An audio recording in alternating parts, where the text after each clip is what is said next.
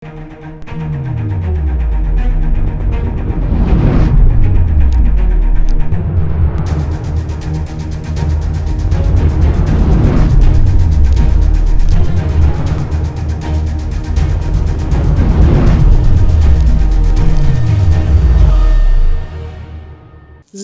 दर्शक, आजको जनता जान्न चाहन्छन् कार्यक्रममा हामी बल्लोटारको ताजा अपडेट गराउन चाहन्छौँ। बल्लोटारमा प्रधानमन्त्री केपी शर्मा ओलीले सर्वदलीय बैठक बोलाउनु भएको छ र 15 गते पर्सि पेश हुने बजेटको बारेमा दलहरूको राय लिनु भएको छ। कस्तो बजेट ल्याउने भन्ने बारेमा र सीमा समस्याको समाधान गर्नको लागि संविधान संशोधन पनि अनिवार्य आवश्यकता छ। तपाईहरु सबैलाई थाहा छ, संविधान संशोधन प्रस्ताव संसदमा दर्ता भएको छ।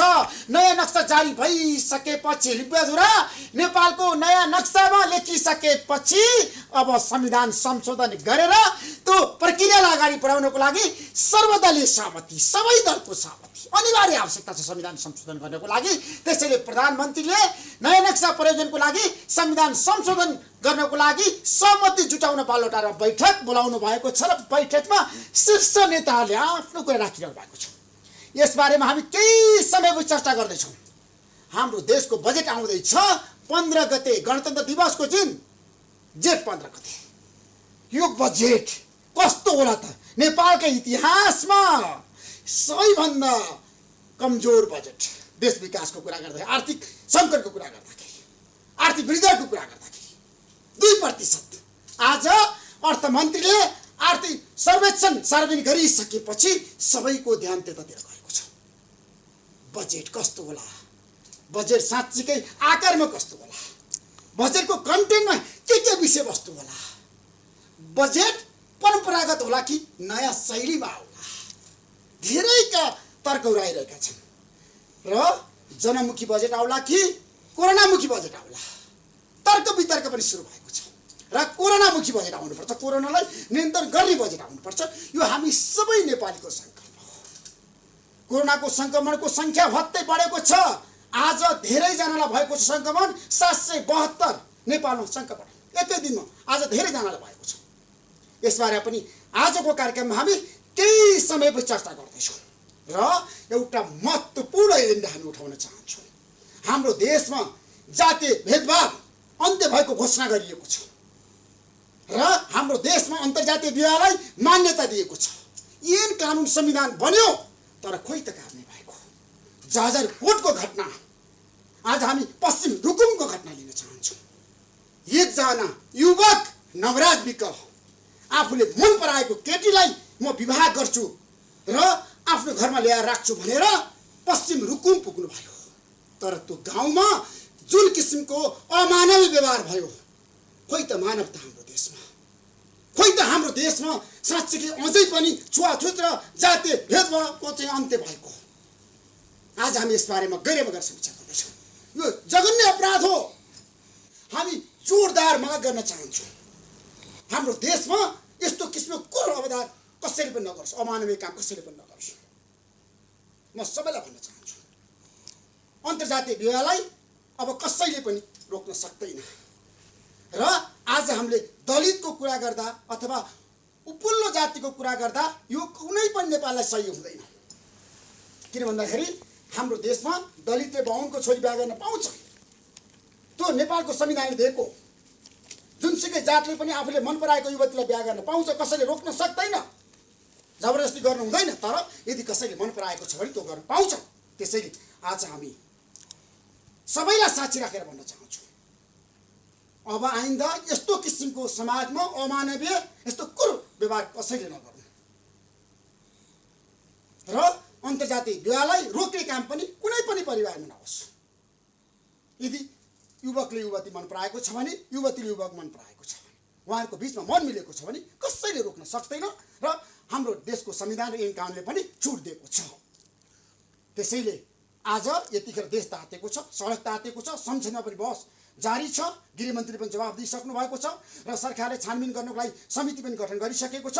दोषी जोसुकै होस् कारबाही गर्नै पर्छ, त्यसलाई छोड्न पाइँदैन। हामी लगातार जनता जान्न चाहन्छन् कार्यक्रम बहस गर्नेछौँ। आज हामी यो देशको अर्थतन्त्रको बारेमा विशेषमा चिरफार गर्दैछौँ।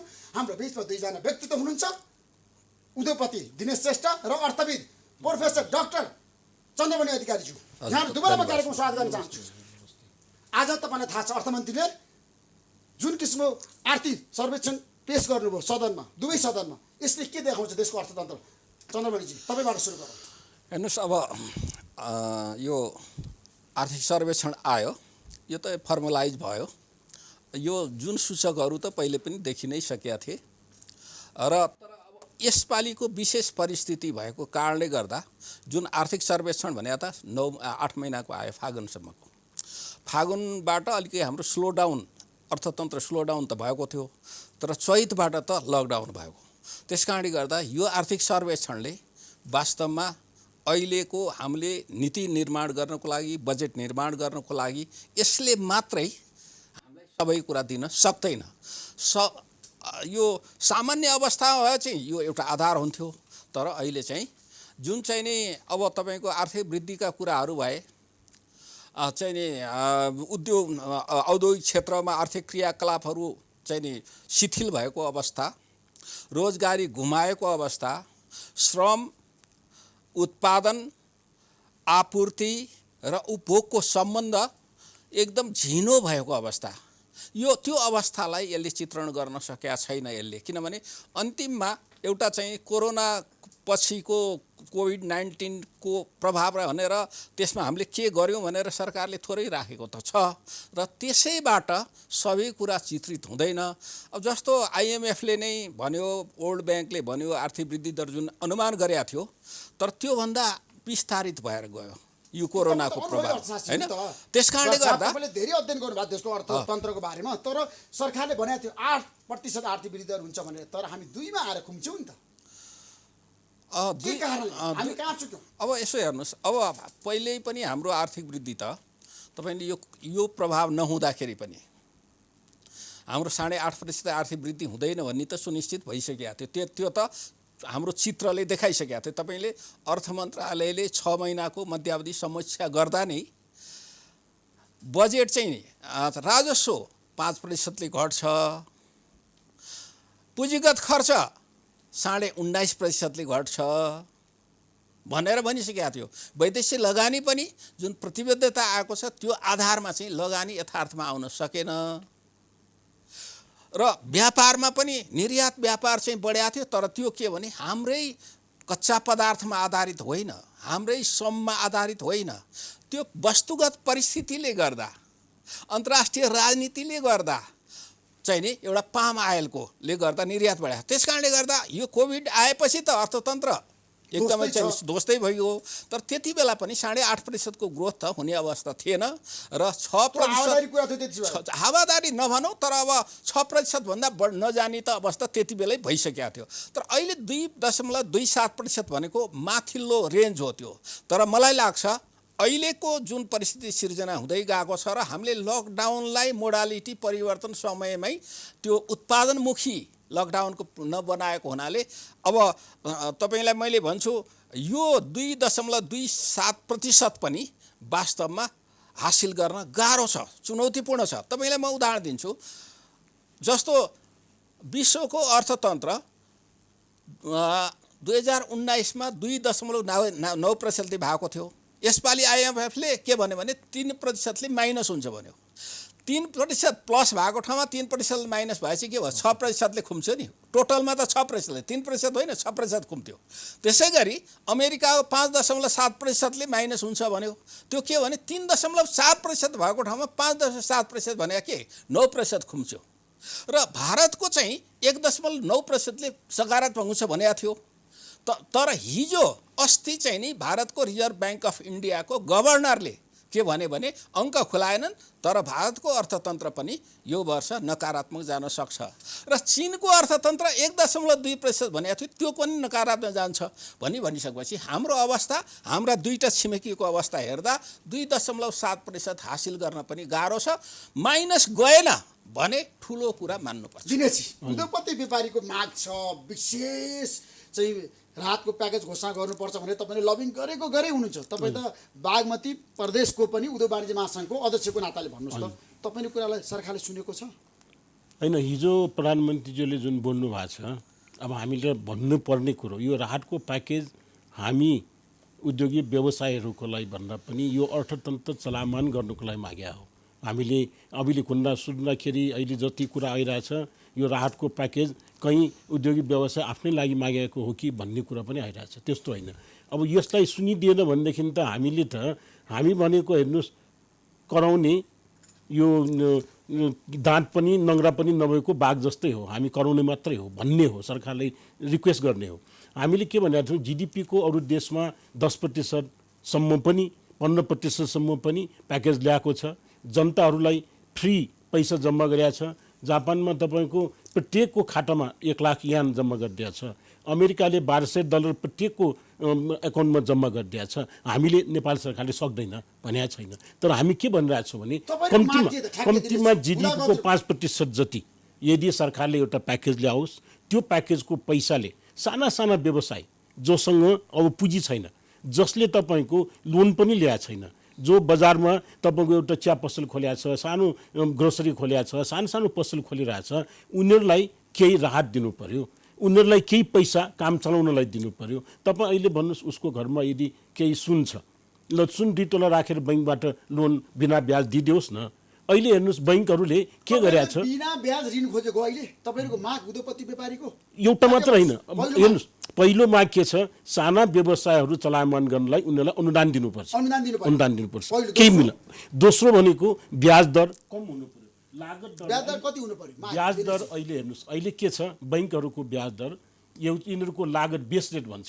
मैले बुझेको बेस रेट विकिपिडियामा हेऱ्यो भने बेस रेट, मैले अर्थशास्त्री सर हुनुहुन्छ हेर्नुहोस् है, बेस रेटमा बैङ्कले लोन दिन सक्छ, दिइरहेको छ। कति रेट त भन्नुहोस्, त्यो हेर्नुहोस् त्यो फरक के छ, कुनै बैङ्कको 6.5%, अहिले समग्रतामा बताउँ हामी बेस रेट भनेको 6.5%देखि लिएर 11% पनि छ भनेर बैङ्कहरूले भनिरहेछ। हाम्रो भनाइ चाहिँ नि अहिले कम्तीमा पनि 4-5% कममा अहिले भइरहेको 6% बढीमा हामीलाई लोन पाउनु पर्यो। त्यो लोन पायो भने हाम्रो उत्पादनको लागत कम हुन्छ। र हामीले अहिले के भनेको छौँ भनेदेखि अहिले कोभिडको समयको जुन ब्याज दर छ, त्यो ब्याज दरलाई बैङ्कहरूले स्वेच्छाले हामीले यति वर्षसम्म नाफा कमाइरहेको हो, अब हामीले हाम्रो नाफा हामी पनि लस हुँदैनौँ, हामी यो साल नाफा कमाउँदैनौँ भनेर यो मिना हुनुपर्छ। लकडाउन पिरियडको ब्याजलाई सरकारले होइन बैङ्कहरूले नै मिना गरिदियोस् भनेर हामीले मागेका हो। हेर्नुहोस् है, हामीले कुनै नाजायज कुरा गरे हामी बैङ्क पनि बस्नुपर्छ, जायज कुरा गर्नुभएको बैङ्क पनि सरकारले गर्न नसक्ने अवस्था छ। सरकारले हामीले सरकारसँग मागे होइन, सरकारसँग मागे होइन, हामीले मागेको सरकारसँग पनि हामीले के भनेका छौँ भनेदेखि अर्थतन्त्रलाई चलायमान गर्नलाई बजारमा पैसा हुनु। हेर्नुहोस् 2 महिनासम्म कसैको पनि आम्दानी भएको छैन, 60 दिन गइसक्यो, आज 64 दिन छ भनेपछि अब यो अहिले फर्दर त नगरिदिनुहोस् भन्ने हाम्रो अनुरोध हो। सामाजिक दूरी कायम गरेर सुरक्षित अवलम्बन गरेर उद्योग उद्योग चलाउन 44 चलाउनुहोस् भनेर भएन। यहाँ सुन्नुहोस् न, अहिले हिजोको दिनमा सङ्केत एकदम राम्रो छ, हामीले त्यसलाई स्वागत गर्छौँ, त्यसलाई पोजिटिभली ल्याएछौँ। योभन्दा अगाडि प्रधानमन्त्रीज्यूले बोल्नु भएन, नीति कार्यक्रममा आएन, हामीलाई दुःख लागेको थियो।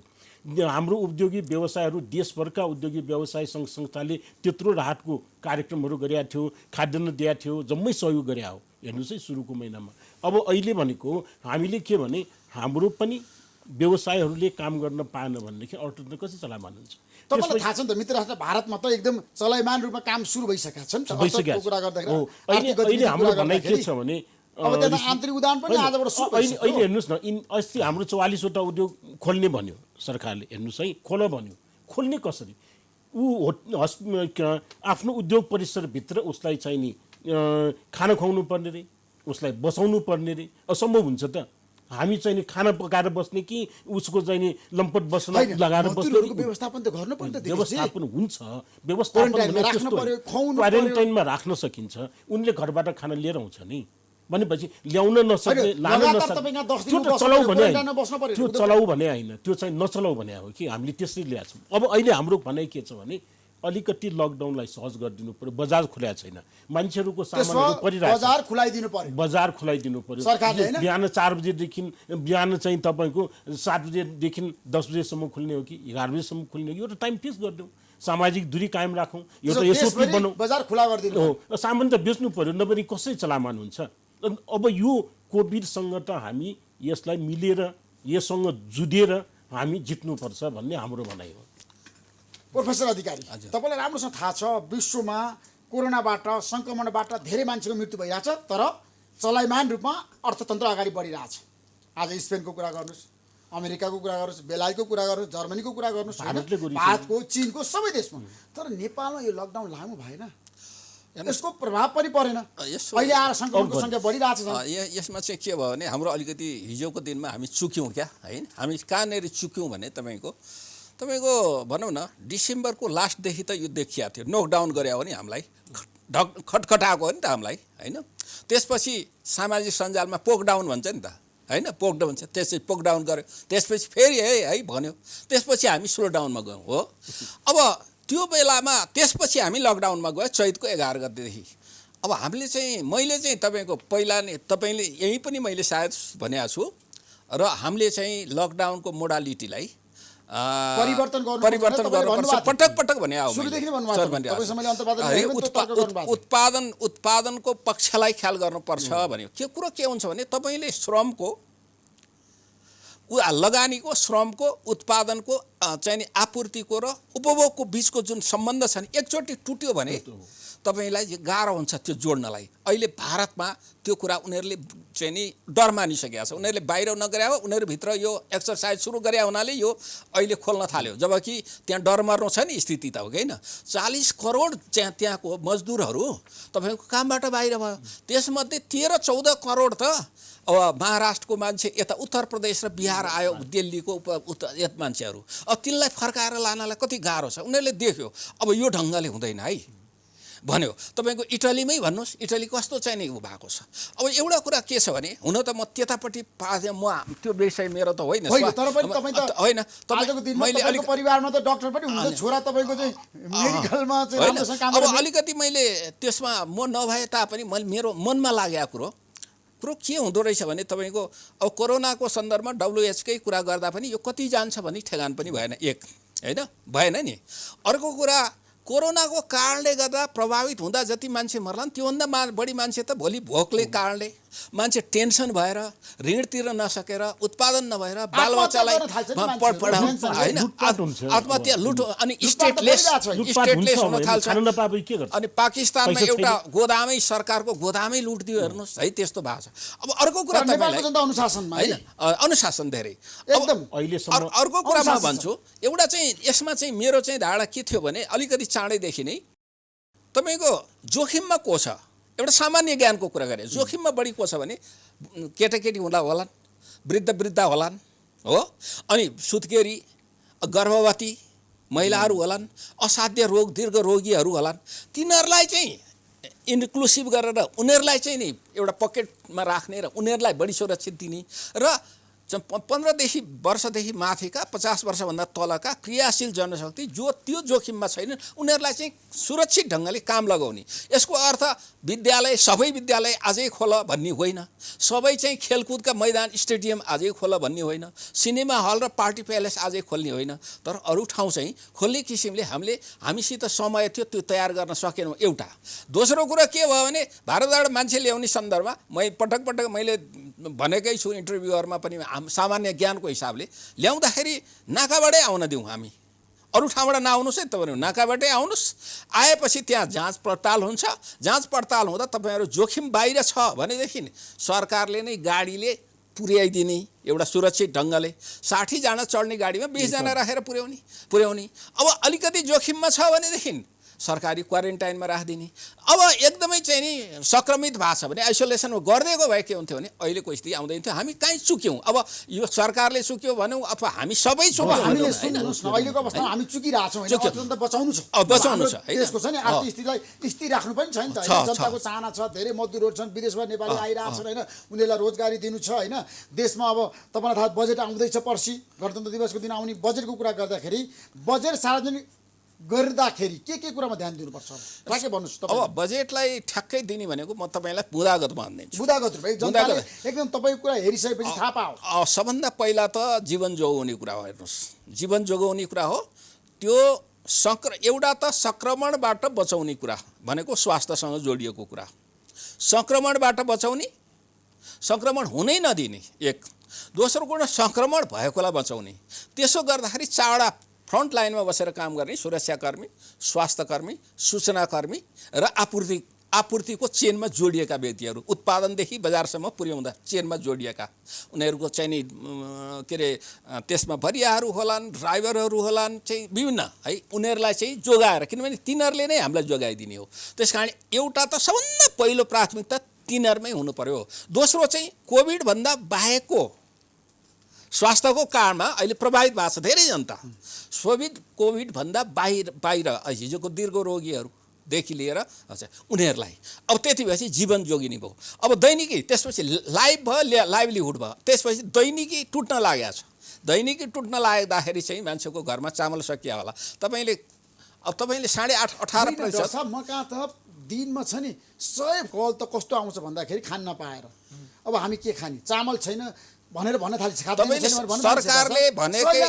सरकारले भनेकै घोषणा गरे 18.5% त गरिब छन् नि, 18.5% त निरपेक्षमै छन्। त्यो निरपेक्ष गरिबमा भएको मान्छेले त तपाईँको 7 दिनभन्दा बढीलाई कमाएर राखेको त हुँदैन। भनेपछि त्योभन्दा अब मध्यम वर्गमा आउने बेला भइसक्यो। त्यो तल्लो निम्न वर्ग होइन, मध्यम वर्गमा आइसक्यो त्यो। त्यस कारणले गर्दा त्यो क्रमशः सरेर माथि उकालो लागिसक्यो। उकालो लागिसकेर जनसङ्ख्याको ठुलो एउटा चाहिँ हिस्सा चाहिँ त्यो स्थितिमा परिसक्यो। त्यस कारणले त्यसलाई सम्बोधन गर्नु, त्यसलाई दुई ढङ्गले सम्बोधन गर्नुपर्छ। एउटा चाहिँ तपाईँको सरकारले त्यो रिलिफ प्याकेज भन्दाखेरि दुईवटा ढङ्गले, एउटा चाहिँ कामै गर्न नसक्ने रोगी छ अथवा चाहिँ नि वृद्ध छ, अरू उपाय छैन भने उनलाई क्यासै हातमा के पुर्याउनु पर्यो। अब तर अरू देशमा क्यास दिएको छ नि तपाईँलाई थाहा छ? होइन त हामी कहाँ खोइ दिएको होइन। क्यास त 3,000 दिँदाखेरि पनि ओहो उत्साहित हुन्छ नि त किसानहरू। अब त्यो म राहत प्याकेज त्यसो भइसकेपछि अनि बाँकीलाई चाहिँ तपाईँ बजेट कुर्नै पर्दैन, तपाईँलाई बजेटै कुर्नु पर्दैन। अब यही पालि 2 महिना हामीसित 1.5 महिना त बाँकी छ नि, अझै 1.5 महिना आफ्नो जेठ 1.5 महिना बाँकी छ। अहिलेदेखि नै मान्छे गाउँमा ठाउँमा जहाँ पुगेका छन् उनीहरूलाई कुलो खन्नै लगाइदिउँ न। अब कुलो चाहिएन, अब कुलो भत्किया होला, कुलो खन्न लगाइदिउँ। बाटो चाहियो तपाईँले, कृषि सामग्री पनि लैजानु पर्यो, कृषि उत्पादन पनि ल्याउनु पर्यो। बाटो बिग्रिया होला, बाटोमा लगाइदिइहालौँ, विद्यालयमा लगाइदिउँ होइन। अब तपाईँको शीत भण्डारहरू बिग्रिया होला अथवा राहै ठाउँ चाहिएला होइन। यस्ता कुराहरूमा चाहिँ अहिलेदेखि नै काम लाग्यो। काम दिएर पैसा दिएर काम पनि लगाउने, पैसा पनि दिने, त्यो को मार्फत? स्थानीय सरकार मार्फत। अब एउटा त्यो भयो। त्यसपछि मैले क्रमशः भन्दै गएको छु, तपाईँले बजेटले हेर्नुपर्ने। त्यसपछि चाहिँ अब हामीसित रोजगारीको लागि खोज्ने मान्छे, अतिरिक्त मान्छे चाहिँ नि सरकारकै भनाइअनुसार पनि 26 लाख, मैले 22 लाख मोटामोटी हिसाब गरेको। किनभने 10 देखि 12 लाख मान्छे चाहिँ वैदेशिक रोजगारबाट फर्किन्छन्, 5 लाख मान्छे चाहिँ हाम्रो नियमित श्रम बजारमा आउँछन् होइन, र 4-5 लाखले अहिले भइराखेको रोजगारी गुमाउँछन्, निश्चित छ गुमाउँछन्। हो, तिनलाई अतिरिक्त रोजगारी कहाँ चाहिँ दिनु पर्यो भन्दा खास गरी कृषि, पशुपालन, साना तथा त्यसमा आधारित साना तथा मझौला उद्योग, वन, पोल्ट्री फार्मदेखि लिएर तपाईँका यी क्षेत्र जहाँ चाहिँ तपाईँको श्रम हाम्रै काम लागोस्, कच्चा पदार्थ हाम्रै प्रयोग होस्, माटो हाम्रै प्रयोग होस्। त्यो भयो भने के हुन्छ भने त्यो उद्योगमा त्यसपछि आइसकेपछि अनि त्यसपछि ठुला उद्योगहरूमा पनि हाम्रो अर्थतन्त्रलाई चलाउन आवश्यक प्राइमरी उद्योगहरू के हुन् र त्यसपछि अनि तपाईँका यो कुराहरू गर्नलाई पूर्वाधारमा जाउँ। सडक पूर्वाधार नभई भने त अर्थतन्त्र बढ्दैन। भनेपछि अब तपाईँको रेल आदिलाई अलि ढिलो गरे नि भयो, पानी जहाज अलि ढिलो गरे पनि भयो। अब त दैनिक कुरा चाहियो, सडकमा जाउँ। अनि सरकारको कुरा गरौँ, अर्को भविष्यको कुरा 10 वर्ष 5 वर्षपछि गरौँ। अर्को छ जोखिममा परेको जलविद्युत आयोजनाहरू। तपाईँको जलविद्युत आयोजनाहरूको कस्ट बढ्दैछ। कस्ट बढ्यो भने भोलि यहाँ पनि भायबल हुँदैन, बाहिरलाई पनि भायबल हुँदैन बिक्री गर्नको लागि। त्यस कारण 3000 मेगावाट जुन उत्पादन गर्नलाई जलविद्युत आयोजनाहरू छन् तिनीहरूलाई त्यो हिसाबले हेर्दाखेरि एउटा रिलिफ प्याकेज ल्याउनु पर्यो, एउटा रिकभरीको प्याकेज ल्याउनु पर्यो, एउटा चाहिँ नि स्टिमुलस प्याकेज दुई खालको उहाँहरूले डिटेल त उहाँहरूले भन्नुहुन्छ एउटा चाहिँ पोलिसीको आधारमा पोलिसी इन्टरभेन्सन पोलिसीलाई रिल्याक्स गरिदियो भने प्याकेज हो अर्को चाहिँ बजेट मार्फतै होइन यसरी ल्याउँदाखेरि तपाईँले के हो भने त्यसमा अर्थतन्त्र बचाउन सकिन्छ त्यसमा चाहिँ अलिकति छ जस्तो 13% जति कुल जिडिपीको सन् अहिले विश्वमा 2019-30 को सङ्कटभन्दा पछाडि पनि अहिले सबभन्दा ठुलो अमेरिकाले 13% को जिडिपीको जापानले 21% को मलेसियाले 17% को भारतले 11% को स्टिमुलस प्याकेज ल्यायो नि दुईटै प्याकेज गरेर होइन ल्यायो भनेपछि हामी त्यहाँ जान त नसकौँला तर 5 देखि 7 हामीले अर्थ समिति पनि हामीले त्यही भनेका छौँ 5 देखि 7% सम्मको चाहिँ स्टिमुलस प्याकेज नल्याइ हुँदैन ल्याउनुपर्छ होइन त्यो गऱ्यो भने अर्थतन्त्रलाई अलि अगाडि बढाउन सक्छ बजेटले प्राथमिकतामा राख्नुपर्ने विषय र केन्द्रीकृत हुने आयाम बताइदिनु राम्रो गर्नुभयो अब दिनेश उद्योगपति व्यापारीले पनि आजको दिनमा खोजेको भनेको त पहिलो कुरा त चलायमान हुनु पर्यो तपाईँले काम गर्न पाउनु पर्यो उद्योग धन्दा सञ्चालन गर्न पाउनु होइन भोलिदेखि नै प्रधानमन्त्री त्यो किसिमको व्यवस्था मिलाइदिँदाखेरि राम्रो भयो तर हाम्रो देशको आर्थिक वृद्धि कमजोर हुँदाखेरि तपाईँलाई घाटा हुन्छ नि समस्या आउँछ आउँदैन घाटा त भइसक्यो होइन तपाईँहरूलाई उद्योगपति व्यापारी त सबभन्दा पहिले नेपालमा त एउटा देश हो अरू देशमा के हुन्छ यदि केही त्यस्तो दैवी प्रकोप केही समस्या केही नसोचेको कुरा आयो भने त्यहाँको इन्सुरेन्स कम्पनी त्यहाँको बैंक पहिले सबभन्दा घाटा जान्छ नेपालमा कुनै दैवी प्रकोप भयो केही यस्तो घटना भयो सबभन्दा पहिले मर्ने भनेकै साना व्यवसायहरू त्यसपछि उद्योगी व्यवसायहरू हेर्नु अहिले यो 2 महिनाको कारणले गर्दाखेरि अहिले बन्द भइसक्यो अहिले के छ कृषि भनेको म तपाईले सरकारलाई भन्नु भएन नि त लकडाउन हुँदाखेरि तपाईहरु सुनेर बस्नु भएको छ नि दिनेशजी मलाई थाहा छ मैले धेरै उद्योगपतिलाई घचघचाएको छु घरमै गएको छु म भवानी राणाका गएर मैले भनेको छु अन्तर्वार्ता लिएको छु तपाईले सरकारलाई भन्नुस् भन्दाखेरि हैन ऋषिजी केही समय हामी कुर्छौं तपाईले सुरुको दिनदेखि लकडाउन भइदेखि भन्नु पर्थ्यो ल है हामीलाई चाहियो विकल्प दिनमा तपाईहरु पनि त्यतिखेर हेर्नु एकदम लकडाउनमा घरै बस्या हो तपाईहरु डराएको उद्योगपति व्यापारी पनि बाहिर आउन डराएको यो एकदम बिल्कुल गलत हो म तपाईलाई भनिदिन्छु म सब प्रमाण छ हामी म तपाईलाई देशभरको उद्योगी व्यवसायहरू बजारमा पुगेर राहतको कार्यक्रम गरेका छ जम्मैलाई स्वास्थ्य सामग्री दिएको छ रिक्समा लिएर तपाईको बाहिरबाट आउने मान्छेहरुसम्मलाई चाहिँ व्यवस्थित गरेको छ आज पनि गरिरहेको छ तर समग्र उद्योगपति त सबै घरमा बसेर समग्र आउने त अवस्था पनि त छैन तपाईको बाहिर निस्किन डरायो ज्यान भन्दा ठुलो के हुन्छ भनेर उद्योगपतिले भनेका छन् मसँग ऋषिजी पैसाको कुरा छोड्दिस् आर्थिक गतिविधि कुरा छोड्दिस् भनेर भन्ने उद्योगपति राज्यले गरेको कुरालाई सपोर्ट गर्नु म अहिले तपाईलाई भन्छु हेर्नुस् है अहिले कृषिको कुरा गरिरहेछन् सबैले कृषि बनाउनु पर्यो कृषिमा आउँछ अहिले बाहिरबाट आएकोलाई कृषि दिनु पर्यो कृषिमा दिनलाई देशमा मल छैन बिउ छैन हैन कृषि गर्ने प्रविधि छैन पानी छैन अब भनेपछि कसरी हुन्छ त त्यो कृषि भनेको आज खेत एउटा बाँझो छ लागेर त्यसै उब्जनी हुने त हैन हेर्नुस् भनेपछि हाम्रो भनाइ के भने अहिले मलको लागि राज्यले तपाईको यहाँ 8 लाख मेट्रिक टन मल जरुरी पर्छ भन्छ 2-3 लाख मल कृषि सामग्री संस्थान र साल्ट्रिङले ल्याउँछ अनुदान दिन्छ राज्यले अनुदानलाई अलिकति कम गरेर निजी क्षेत्रलाई पनि आयात गर्न देऊ न मल भनेपछि मल ल्याउनलाई तपाईको अहिले छ बायोमलहरू थुप्रै छन् अब अहिले तपाईको के छ बायोमल आयात गर्न दिनु पर्यो भनेदेखि तपाईको 2 वर्षमा पनि स्वीकृति लिन पाइदैन कसैले ल्याउनै सक्दैन यस्तो अवस्थामा हामीले के गर्ने त भन्ने कुरा त क्लियर हुनु पर्यो उब्जनी बनाउनु पर्यो यस म तपाईलाई भन्छु तर दिनेश मेरो भनाइ हामी कृषि किन आउँदैन तपाईहरुले पनि सिरियसली कुनै पनि कुरा मुभ गर्नुहुन्न के जब संकट आउँछ समस्या पर्छ अनि जुरमुराउनुहुन्छ के हामीले समयमै भनेको छैन हामीले अर्थमन्त्रीज्यूलाई हामीले विज्ञहरूसँग तपाईले सोच्नु भएन हैन तुरुन्तै हुने कुरा यस्तो हो टाइम त लाग्छ अर्थमन्त्रीलाई प्रधानमन्त्रीलाई भेटेर भन्न सक्नु भएन नि तपाईले कुनै समाचार दिनलाई पनि त गएर सोच्नु पर्यो बुझ्नु पर्यो अनि समाचार दिने हो हामीले पनि यो जुन स्थितिको मूल्याङ्कन गरेर विज्ञहरूलाई स्टडी गराएर अर्थमन्त्रीज्यूलाई विज्ञ उनै दिया छौं के भन्छ प्रतिवेदन नै दिया छौं त्यो नतिरेपछि हामीले उद्योग मन्त्रीलाई दिया छौं आज पनि हामीले देशभरकै 76-77 वटै जिल्लाको अध्यक्षहरूसँग उहाँहरूसँग छलफल गरेर प्याकेज एउटा उहाँहरूको जुन सुझावहरू लिएर आज हामीले उद्योग मन्त्री र अर्थमन्त्रीहरूलाई ज्यूहरूलाई हामीले प्रतिवेदन दिएका छौँ उद्योग वाणिज्य महासङ्घको नेतृत्वले भनेपछि यो हैन त्यसमा हामीले अहिले हामी के चाहन्छौँ बैंकको विषयमा समस्या छ बैंकलाई चाहिँ तपाईको हामीको रिस्ट्रक्चरिङ रिफाइनान्सिङ र उ चाहिँ नि यसमा रिफाइनान्सिङ रिस्ट्रक्चरिङ र यो ब्याज घटाउने काम गरिदिनु पर्यो भनेर छ। तपाईँले 2 खर्ब माग्नु भयो होइन 2 खरब हामीले स्टिमुलस किन मागे प्याकेज के कारणले त्यो हामीले मागे होइन। यसो अलिक क्लियर गरिदिउँ, मैले अघि पनि भने तपाईँलाई यो सानो सानो व्यवसायहरू यो जनतासँग पैसा भएपछि के हुन्छ त भनेदेखि तपाईँको उनीहरूले खर्च गर्ने हुन्छ। त्यो भएपछि सामानहरूको खर्च लेनदेन हुन्छ। तपाईँको खल्तीको पैसा मेरो खल्तीमा, मेरो खल्तीको पैसा उहाँको खल्तीमा गएपछि न अर्थतन्त्र चलायमान हुन्छ।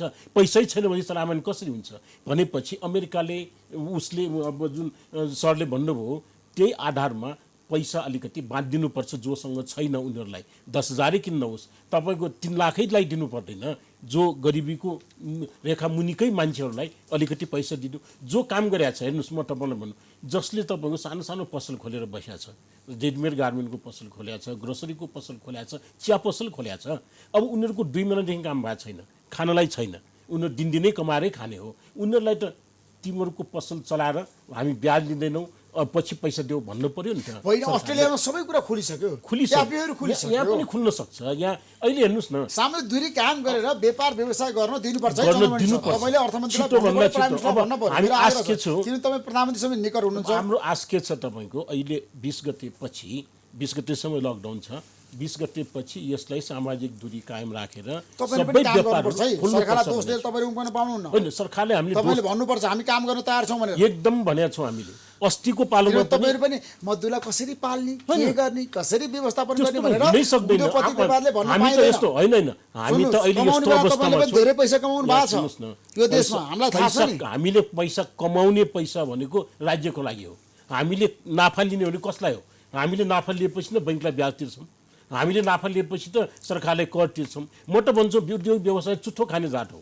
हामीले जम्मैलाई बाँधिसकेपछि हामी कर्मचारीलाई तलब दिन्छौँ, मोटापालाई प्लेयर हुन्छौँ। हामी जहाँबाट ल्याएर पनि कर्मचारी तलब दिनुपर्छ।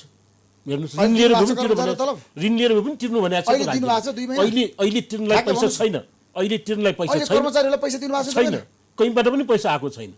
मैले भने मैले चैत महिनाको पैसा तिरेको छु, वैशाख महिनाको पैसा तिर्नलाई कहाँबाट तिर्नु भन्नुहोस् त। ल तपाईँ भन्नुहोस् न, तपाईँको आम्दानीको स्रोत छैन, बजार बन्द छ, मेरो बजारबाट पैसा उठाउने के तपाईँले वर्षौँ कमाएको पैसा त दिनु पर्यो। कहाँ हुन्छ भनेको पैसा? वर्षौँ कमाएको पैसा व्यवसायको खल्तीमा पैसा ब्याङ्कमा छैन त, बैंकमा छैन। तपाईँ भन्नुहोस्, प्राय सबैको बैंकमा पैसा राख्ने कहाँ पैसा राख्छ? हामी बैंकमा जो पैसा हुन्छ त्यो कर्मचारीको हुन्छ, सरकारी निकायको हुन्छ। हामी व्यवसायबाट पैसा जम्मै इन्भेस्टमेन्ट हुन्छ। म तपाईँलाई भन्छु, हामीले कमाएको पैसा तपाईँले यो जुन सोच्नुभयो, हामीले कर्मचारीलाई तलब दिन्छौँ कमाएर, हामी बैंकलाई ब्याज तिर्छौँ, सरकारलाई कर तिर्छौँ, जम्मैलाई तिर्नुपर्ने तिरिसकेपछि बाँकी भयो भने मात्र चुथो खाने जात हो हामी। र त्यो पनि तपाईँको खाएर बचेको नि त्यही लगानी गर्छौँ भनेपछि हाम्रो खल्तीमा 1 पैसा पनि हुँदैन। तपाईँले सोचे जस्तो हामीले घरमा पैसा राखेर बैंकबाट लोन कसले लिन्छ? किनभने जनताले यतिखेर तपाईँहरूलाई हेरिरहँदाखेरि, जनता जान्न चाहन्छन् कार्यक्रम तपाईँहरू हुनुहुन्छ सबैभन्दा बढी हेर्ने कार्यक्रममा, मलाई के बताउनुहोस् भन्दाखेरि आज जसरी आर्थिक सर्वेक्षण आयो, अर्थमन्त्रीले जुन कुराहरू बताउनु भयो कोरोनाको कारणले गर्दै अर्थतन्त्र शिथिल भयो भनेर उहाँले आज स्वीकार्नु भाइ, पहिलो पटक अर्थमन्त्री स्वीकारेको र तपाईँ पहिले त उहाँले पनि भन्नुभएको थियो म यदि ठुलो साइजको परम्परागत बजेट ल्याउँछु, पोहोर सालको जस्तै ल्याउँछु भनेर हिजो अस्ति उहाँले बोलिरहनु भएको थियो। तर अहिले आएर उहाँ ब्याक हुनुभयो, मलाई लाग्छ अब चाहिँ उहाँ पनि तर्सिनु भयो, हो अर्थतन्त्र ध्वस्त भएछ देशको, अब मैले भने जस्तो गरी गर्न नसक्ने अवस्थामा आयौँ भनेर अर्थमन्त्री पनि आउनु भएको छ, उद्योग मन्त्री अथवा प्रधानमन्त्री पनि आउनु भएको छ।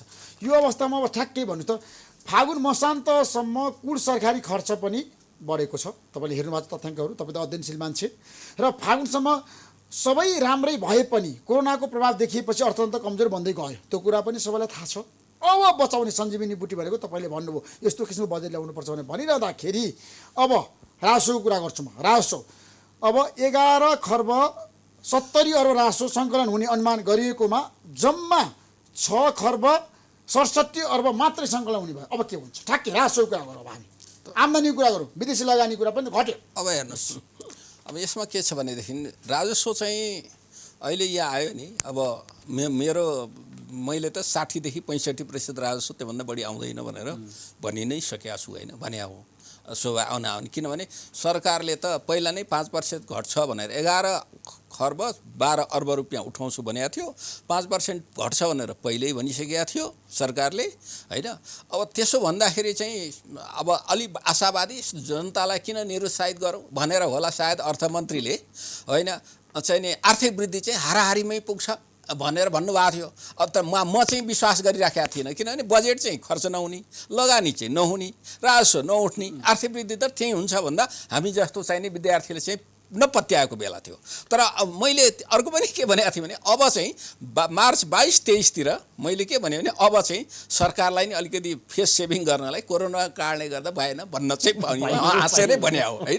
अब त्यही कुरा अहिले अनुमान त होइन, सायद अर्थमन्त्रीलाई नि आज होइन कि हिजो पहिल्यै त्यो अनुमान त पक्कै उहाँलाई भइसकेको थियो होइन। अब यसो हुन्छ मेरो विचारमा चाहिँ होइन ऋषिजी एउटा कुरा म चाहिँ कस्तो मान्छे भने हेर्नुहोस्, म जनतासित तपाईँ सरकारमा सत्तामा पदमा बस्नुहुन्छ भने जनतासित इमान्दार हुनु, सत्य कुरा भनिदिनुहोस्। जनताले बढी विश्वास गर्न थाल्छ, तपाईँमाथि सहयोग गर्न थाल्छ।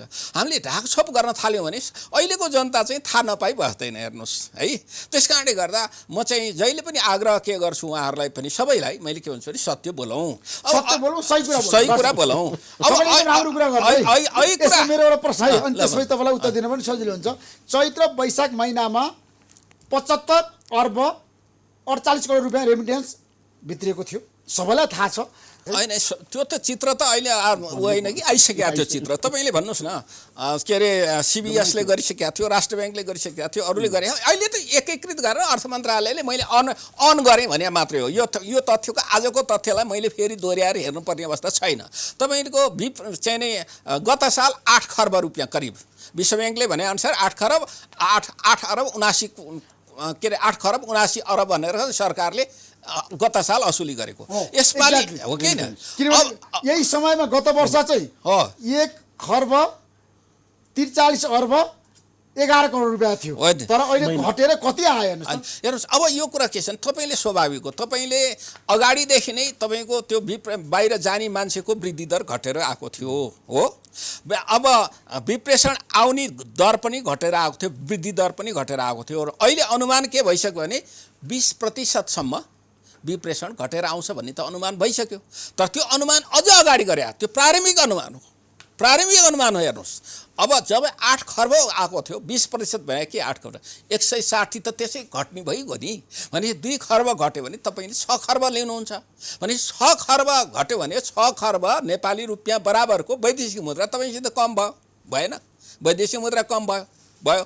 अब राजस्व चाहिँ तपाईँले 60% आयो भने 60% मात्रै उठाउनु भयो भने चाहिँ तपाईँको 7 खर्ब मात्रै पाउने हुनुभयो। अब कुरो के छ भने अहिलेलाई स्रोतको धेरै अप्ठ्यारो यही साललाई पर्दैन तै पनि। किन म भन्छु भने तपाईँको अब हाम्रो वैदेशिक सहायता पनि हिजो प्रतिबद्धता जाहेर गरिसकेका त त्यो त जाँदैन, तर नयाँ प्रतिबद्धता अब धेरै आउँदैन, किनभने दुई पक्ष यो सुरुमै मैले भनेको छु। अब किनभने सबै प्रभावित भएको छ है भनेर, तर सरकारकै मान्छेहरूले के भन्नुहुन्थ्यो घट्दैन, हामीलाई दिनेहरू त कहाँ त्यस्तो प्रभावित भएको छ। हेर्नुहोस्, अनुमान गर्नलाई अध्ययन गर्नुपर्छ, अनुमान समयमै गर्नुपर्छ।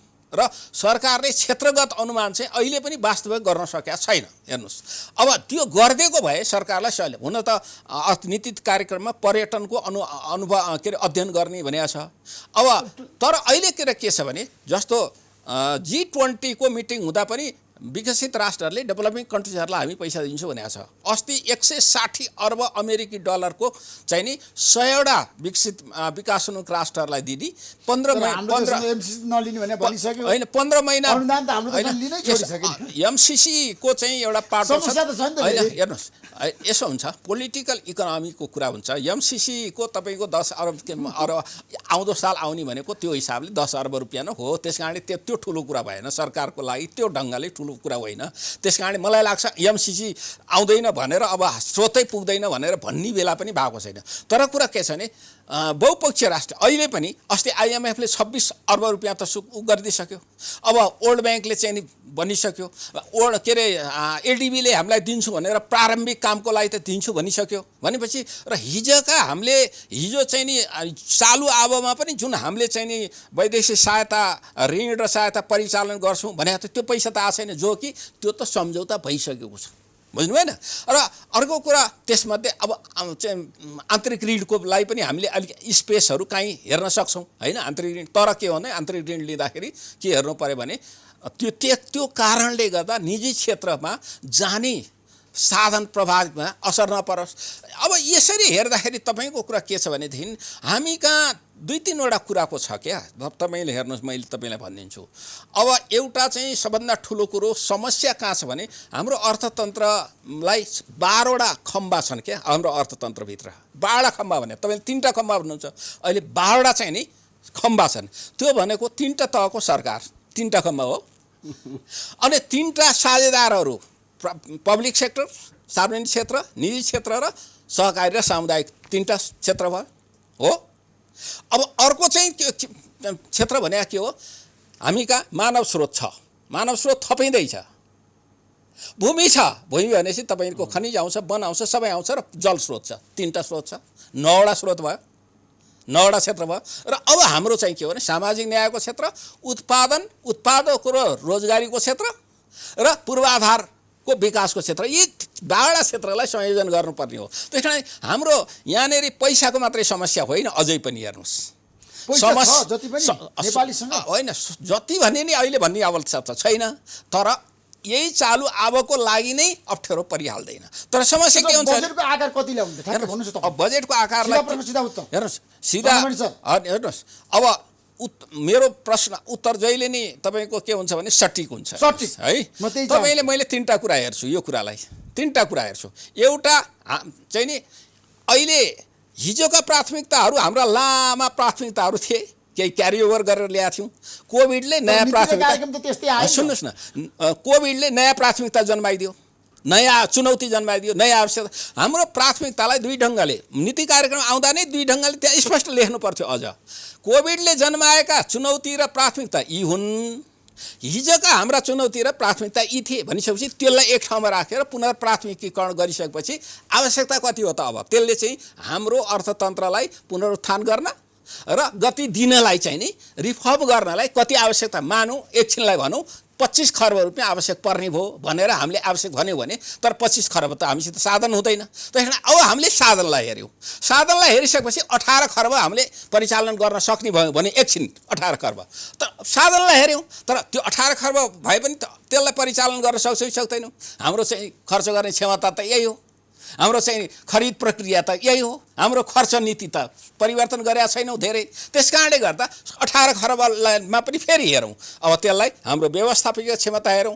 3टा तहको सरकारको बिचको समन्वय हेरौँ, 3टा तहका साझेदारहरूको बिचको समन्वय र काम गर्ने शैलीलाई हेरौँ। त्यसो गर्दा त्यो 3टै कुरालाई, एउटा तपाईँको आवश्यकता, अर्को स्रोत उपलब्ध हुने सम्भावित स्रोत र हाम्रो क्षमता, 3टा कुरालाई हेर्दा बजेट 15 देखि 16 खर्ब भन्दा बढी ल्याउनु पनि उचित हुन्न, किनभने हामी खर्च गर्न सक्दैनौँ। त्यसको तपाईं त बजेट निर्माणमा संलग्न मान्छे हो नि त चन्द्रमणिजी। होइन, अहिले त म संलग्न सरकारकोमा त छैन, तर म बोलाउनु भएन अर्थमन्त्रीले। होइन, अब यो चाहिँ तपाईलाई सबै अर्थमन्त्री बोलाउनु थियो। त्यत्रो जिम्मेवार मान्छेहरू हुनुहुन्छ, किन हामी त छँदैछौँ नि है, बाहिरबाट भनिदिइराखेका छौँ, मिडियाबाट भनिदिइराखेका छौँ, गइराखेका छ होइन छ। अब तर कुरा के हुन्छ भने तपाईँले बजेट भनेको कुरा एउटा चाहिँ तपाईँले भन्नु 15 देखि 16 खर्बको बिचमा, 16 होइन, अब त्यसमा भने 10-20 अरब तलमाथि होला होइन। तर आवश्यकता भनेको 15 खर्ब बजेट हो। अब आवश्यकता त्योभन्दा बढी हो, आवश्यकता त्योभन्दा बढी हो। तर समयको माग अहिले समयको विरुद्धको लड्नको लागि ठुलो आकारको बजेट ल्याएर होइन।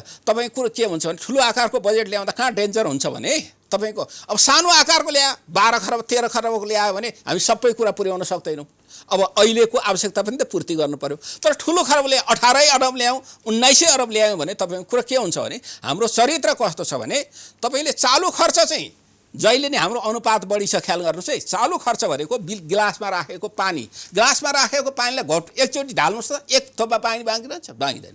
तर पुँजीगत खर्च विकास खर्च भनेको चाहिँ सुराईमा राखेको पानी, सुराई ढल्यो भने नि सबै पानी जाँदैन। हाम्रो त्यो खालको चरित्र भए हुनाले भोलि तपाईँले चालु खर्च चाहिँ सबै जाने, तर पुँजीगत खर्च नहुँदा पुँजी सिर्जना नहुने, बचत नहुने, उत्पादन कम हुने र मूल्य बढ्ने र डेप्ट सर्भिस भनेको धेरै ठुलो बजेट ल्याउँदा त देशमा महासङ्कट आउने समस्या भने आर्थिक चाहिँ नि चुनौती, सरकारलाई थप चुनौती आउँछ। त्यस कारणले बजेटको साइजलाई अप्टिमम ल्याउनु पर्यो भन्ने मेरो। अब दिनेशजी जाँदै तपाईँ उद्योगपति र व्यापारीको नाताले एउटा कुरो मलाई बताउनुहोस्, आगामी बजेटमा सरकारले तपाईँहरूको मन जित्ने गरी ल्याउला?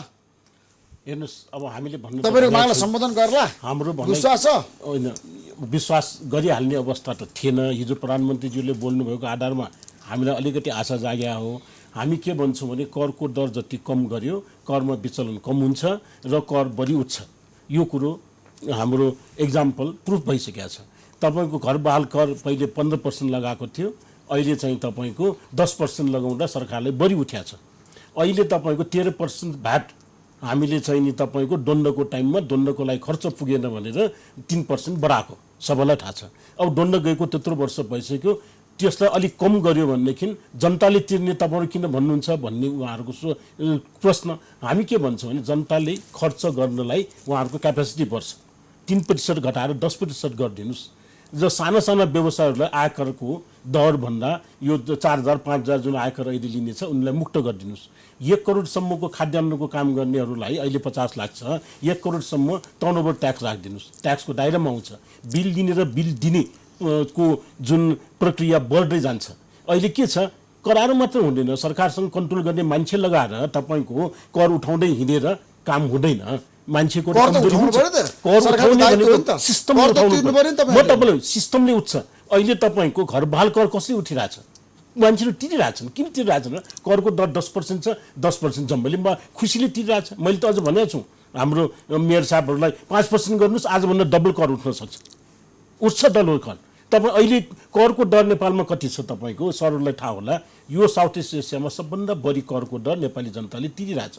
जनताले तिर्नुहोस् या जसले तिर्नुहोस्। तपाईँ जरिवानाहरू हेर्नुहोस्, मनपरी छ। यो जरिवानाबाट त तपाईँको राजस्व पुरा गर्ने होइन, एवेरनेस डेभलप गराउनु पर्यो। जनताहरूले कर तपाईँ एउटा फर्म दर्ता गर्यो, हेर्नुहोस् है, बाहिरबाट पैसा अलि भयो, फर्म दर्ता गर्यो, उसलाई कर तिर्नुपर्छ भन्ने कुराको ट्रेनिङ कहिले दिएछ? उसले व्यवसायको कानुनको विषयमा कहिले ट्रेनिङ दिएछ? निजी क्षेत्रसँग मिलेर ती कानुनहरू एवेरनेस गर्न पायो भनेदेखि अहिले निजी क्षेत्रलाई हामीले एभोइड गरेको महसुस भइरहेछ। निजी क्षेत्रसँग मिलेर जिल्ला जिल्लाका उद्योग वाणिज्य सङ्घहरूसँग मिलेर स्थानीय निकायले काम गर्नुपर्छ भन्ने हाम्रो भनाइ हो। त्यसको लागि MOU गरेका छौँ हामीले, तर इम्प्लिमेन्ट भएको छैन। कर उठ्छ। अब तपाईँ कर एउटा कर दर्ता मात्र फर्म गर्नलाई 3 ठाउँमा गएको साल हामी तपाईँले अघि कुरा उठाउनु भयो, कर किन कम उठ्या छ त गएको साल भन्दाखेरि दसैँ र तिहारको समयमा सरकारले 6-7 वटा नयाँ प्रावधान ल्यायो। मान्छेले बुझ्नै सकेन, डराएर पनि मान्छेले सामान आयात गरे। होइन, अब सबैको समस्या समाधान हुने गरी बजेट आओस् र कोरोना विरुद्ध रोकथाम गर्नको लागि सञ्जीवनी बुटी बजेट ल्याओस्, अर्थतन्त्र चलायमान हुने गरेर अर्थतन्त्र चलायमान हुने गरी आओस् हैन, जनताहरु सबै जनताले छ नि एकदम राहतको महसुस पनि गर्न पाओस्। हामी सबैको चाहना हो। बालुवाटारमा सर्वदलीय बैठक पनि सकिएको छ। हजुर, राष्ट्रिय अखण्डताको विरुद्ध एक भएर जाने, सार्वभौमत्व सम्पन्न देश हो नेपाल हैन, सीमा विवादलाई समाधान गर्ने र कूटनीति माध्यमबाट भारतलाई वार्तामा ल्याएर हाम्रो जमिन भूभाग कालापानी लिपलेक लिम्बियाधुरा फिर्ता ल्याउने सर्वदलीय बैठकको सहमति एक भएर बन्ने अहिलेको अवस्थामा त्यो अनिवार्य आवश्यकता छ। त्यसैले गर्दाखेरि आजको कार्यक्रममा हामीले जुन किसिमको 3 घण्टासम्म चलेको बैठकको बारेमा पनि हामीले बतायौँ हैन, र तपाईँलाई थाहा छ र निशान छापमा नक्सा परिवर्तनको विषयमा यसै अधिवेशनमा छिटो निर्णय गर्नुपर्ने आवश्यकतामाथि प्रधानमन्त्रीको विशेष अनुरोध छ। तर त्यसमा अन्य विषयमा पनि संविधान संशोधन गर्दै जाने सहमति भएको छ। वार्ता र कूटनीति माध्यमबाट मात्रै समस्याको समाधान खोज्ने र संविधान संशोधन अन्य विषयहरूमा पनि छलफल गर्दै जाने सहमति भएको छ। बालुवाटारको यो बैठकको निष्कर्ष पनि तपाईँहरूलाई मैले सुनाएँ। किनभने यो राम्रो कुरा हो होइन, यो एकदम जनताको लागि हो। किनभने राष्ट्रियताको बारेमा हाम्रा जनताहरू एकदम एक भएर जानु पर्यो। सबै पोलिटिकल पार्टी राष्ट्रियताको बारेमा नो कम्प्रोमाइज होइन। देशको भौगोलिक अखण्डता, सीमा र राष्ट्रियताको विषयमा राष्ट्रिय सहमति कायम गरेर अघि बढ्ने सहमति भयो। एकदम राम्रो कुरा हो। त्यसैले हामीले आगामी दिनमा पनि वार्ता र सहमति नै हो। भारतसँग पनि कूटनीति माध्यमबाटै वार्ता गर्ने, त्यसको लागि पनि सहमति भएको छ। यसमा चाहिँ आजको बैठकले एउटा सन्देश दियो। तपाईँलाई कूटनीति भने के हो भने, कूटनीति भनेको तपाईँले बुद्धिमत्तापूर्ण र चातुर्यपूर्ण तरिकाले राष्ट्रिय स्वार्थमा त्यो आफ्नो कुरालाई प्रयोग गर्न सक्नु भनेको नै त्यो चातुर्यता नै के हो त, कूटनीति के हो। त्यो चातुर्यपूर्ण तरिकाले आफ्नो राष्ट्रिय स्वार्थमा प्रयोग गर्नु पर्यो, त्यति हो कुरा त। Thank you so much. यहाँ दुवैलाई म धेरै धेरै धन्यवाद दिन चाहन्छु। Thank you so much.